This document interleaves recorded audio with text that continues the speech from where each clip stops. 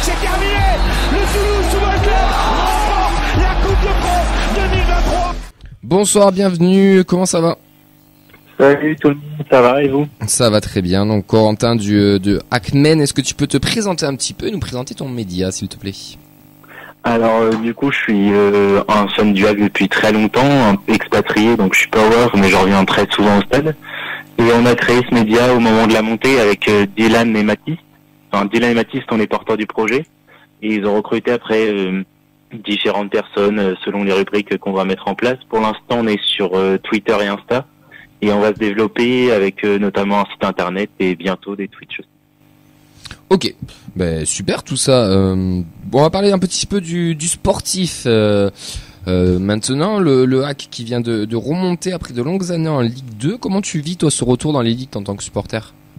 Bah c'est un vrai bonheur parce que notre club, on s'était habitué à la Ligue 2, au stade de Ligue 2, aux ambiances de Ligue 2, même au stade Océane, l'ambiance n'était pas terrible. Et à l'image de Toulouse, en fait, il y a un vrai engouement dans les tribunes et sur le terrain. Avec cette montée, on a une direction sportive qui nous a redonné envie et redonné foi dans cette équipe, après des années de purge, clairement. Et donc, on est super heureux. Maintenant, la Ligue 1, c'est un autre niveau. On a un budget qui nous permet pas d'être ultra ambitieux dans cette Ligue 1, mais le maintien serait déjà un énorme exploit pour nous. C'est quoi d'ailleurs les objectifs là pour cette saison? Le maintien, rien d'autre, clairement. Au vu de notre budget, on peut pas s'attendre à mieux. Le coach essaie de proposer du jeu quand même, malgré les difficultés financières. Ils ont réussi à bricoler une équipe qui est vraiment pas mal par rapport à nos moyens. Mais structurellement et financièrement, on reste un club de Ligue 2, donc on peut pas se permettre non plus des grosses folies parce que on sait qu'on peut redescendre à tout moment. Il y a une grosse hype autour de Mathieu Bodmer, qui est votre directeur sportif. Vous, vu de là-haut, là, comment vous le voyez? Vous êtes heureux parce que c'est quand même aussi un gars du coin, c'est un Normand de naissance. Est-ce que vous êtes hypé aussi parce qu'on sait qu'il est quand même bien reconnu, on va dire. Alors, je pense aussi ça le fait qu'il soit sur RMC, etc. Ça aide aussi, mais aussi par rapport à son travail, parce qu'il a fait quand même du bon boulot aussi en Ligue 2 depuis qu'il arrive au club.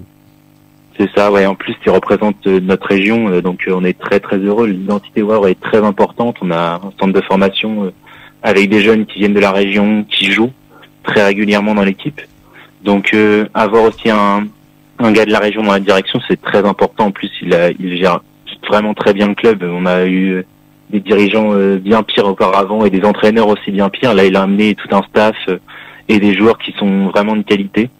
Et ils nous ont permis de monter après 14 ans en Ligue 2. Donc les résultats prouvent qu'ils font du bon boulot. Ouais, Corentin, ça en est où la formation avraise? Puisque c'était une formation hyper réputée, mais ça fait des années. Est-ce que c'est toujours pareil? Bah oui, c'est toujours le cas. L'année dernière, on monte avec un effectif qui allait aux 2/3 de la formation. Et encore cette année, on a sur le terrain un capitaine qui vient de la formation, Aruna Sangampé, en défense. Il malheureusement sera pas là dimanche. On a des joueurs titulaires qui sont venus de la formation, mais sur le banc, la plupart viennent aussi de notre formation. Donc c'est toujours aussi réputé, avec des dirigeants des éducateurs qui sont vraiment géniaux et qui nous permettent d'avoir ces joueurs-là. Même dans l'effectif pro, ils peuvent monter, contrairement à d'autres clubs qui ne peuvent pas se permettre ça. Pour un club qui monte en Ligue 1, le mercato estival, c'est quelque chose qui est ultra important. Vous avez pas mal recruté cet été. Comment tu juges ce mercato estival du côté du Hack? Très bon. On a notamment recruté un neuf qui nous manquait depuis des années, depuis le départ de Noka Debré, qui, je sais que vous allez rigoler, mais chez nous, c'était vraiment un très très grand neuf. Et on a recruté donc notre neuf qui nous manquait, Mohamed Bayo, et on a eu des bonnes pioches, Daler Kouziev qui vient du Zénith, Abdoulaye Touré qui est sorti de nulle part, il était depuis 2 années blanches et il revient à un très bon niveau chez nous. Donc c'est clairement des joueurs revanchards comme l'an dernier qui sont arrivés parce que ils savent qu'ici ils auront du temps de jeu et en Ligue 1, donc ça leur permet aussi à eux de progresser, de se montrer au plus haut niveau. Comment tu abordes le match de dimanche? Alors nous c'est un match un peu particulier parce qu'on l'a évoqué tout à l'heure, nous c'est les 30 ans de notre groupe ultra qui va fêter ses 30 ans. Le sportif, si, il est important, mais on va plus penser aux tribunes qu'au terrain. Mais toi, côté sportif, comment tu abordes ce déplacement à Toulouse? Est-ce que tu le vois d'un bon œil ou tu te dis que ça va être compliqué? Bah, je pense que sur le papier, vous êtes favoris. Après, on est deux équipes qui sont dans des dynamiques très négatives. Le HAC, on n'a pas marqué depuis 4 matchs, voire peut-être presque 5, parce qu'on a marqué il y a 5 matchs contre Clermont, à la 9e minute, on a arrêté de marquer. Donc c'est presque 5 matchs qu'on n'a pas marqué. Au niveau des résultats, on a eu 2 défaites où on n'a rien montré, clairement sur le terrain à Marseille et face à Lille. Après, on a eu un nul face à Lens qui était plutôt intéressant. On a changé de tactique à ce moment-là. Et la semaine dernière à Metz, on a fait un non-match. On fait un 0-0 contre, sans leur manquer de respect, je pense, la pire équipe de Ligue 1. Vous l'avez vu aussi, je pense, quand vous les avez affrontés. Donc, on est assez pessimiste, mais ça ne veut pas dire qu'on ne peut pas gagner. Clairement, sur le terrain face à Toulouse, c'est une équipe qu'on peut prendre, je pense. Sur un mauvais jour de Toulouse et un bon jour de notre part, je pense qu'on peut aller chercher même 3 points. Vous avez des questions, les gars, ou pas? On peut enchaîner. Non, c'est pas de question. Les points forts du HAC, ce sont quoi? Sur quoi on va devoir se méfier? Quels sont les joueurs, le style tactique, peut-être, je sais pas. Du coup, notre point fort depuis l'année dernière, c'est la défense. On a été la meilleure défense de Ligue 2, on a presque battu le record d'Ajaccio l'année d'avant. On est sur une défense, donc on a changé de schéma plusieurs fois. On était à 5 au début de saison, après on est repassé à 4, et de nouveau à 5 depuis le match face à Lens il y a deux journées. Maintenant, Aruna Sanganté, qui est le capitaine et le leader de notre équipe, n'est pas là.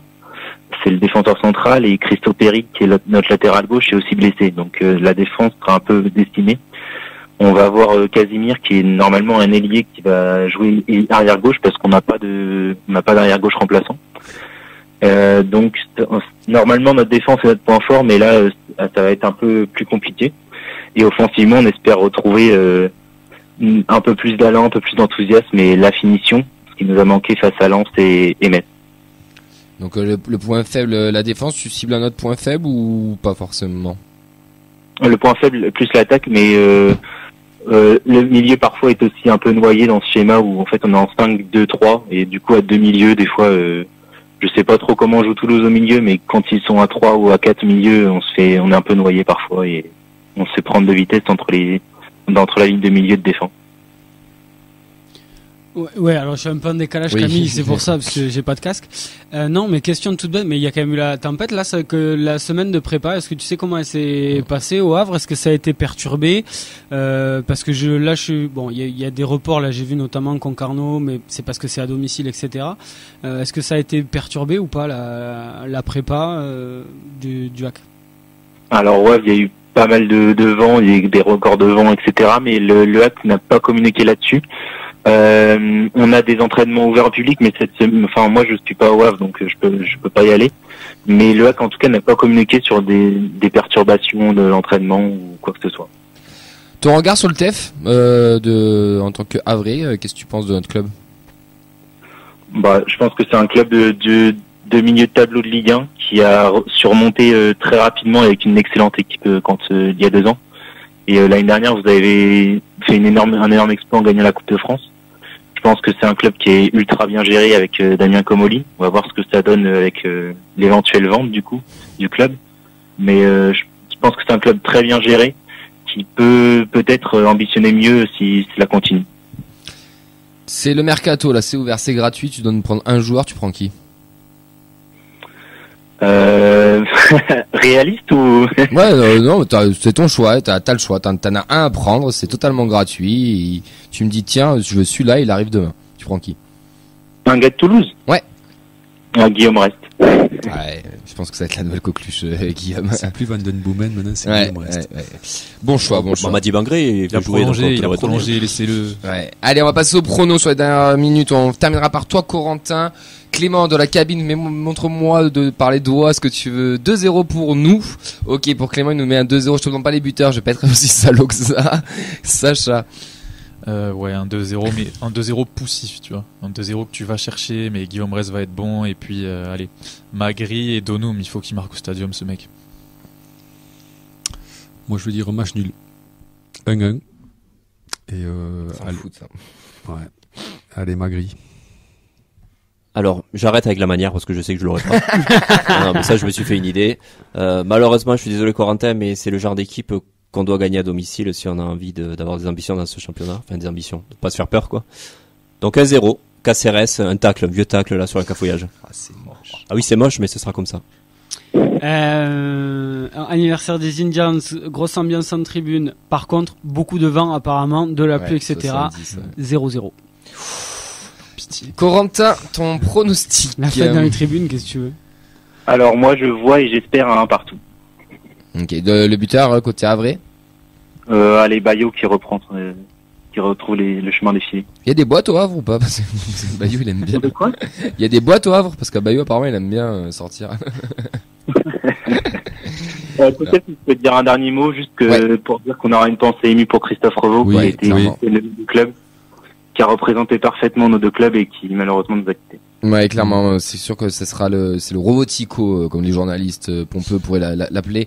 Nous on a nommé la tribune Christophe Revaux. D'ailleurs j'avais vu que pour au Havre il y avait pas de tribune qui avait été renommée ou quoi, et ça faisait un peu jaser certains supporters. Tu m'arrêtes si je me trompe. Maintenant, on a le centre de formation qui s'appelle le centre de formation Christophe Revaux depuis le début. Ouais, mais voilà, donc ça a été réglé. Mais merci beaucoup. Ils attendent la fin de carrière d'Alexandre Bonnet, c'est pour ça. Oui, c'est vrai que ça marche aussi. J'adorais jouer d'ailleurs quand il était à Toulouse. Ouais, il est blessé, malheureusement, c'était les croisés, à mon avis. Ah ouais. Il sera consultant sur France Bleu Normandie. Allez. Merci beaucoup, Corentin. On te souhaite un très bon match dimanche et que le meilleur gagne. Et merci à vous. Salut. Bon match. Ouais, bon match à toi. Ciao. Ouais, merci. Allez, à bientôt. Ciao, ciao.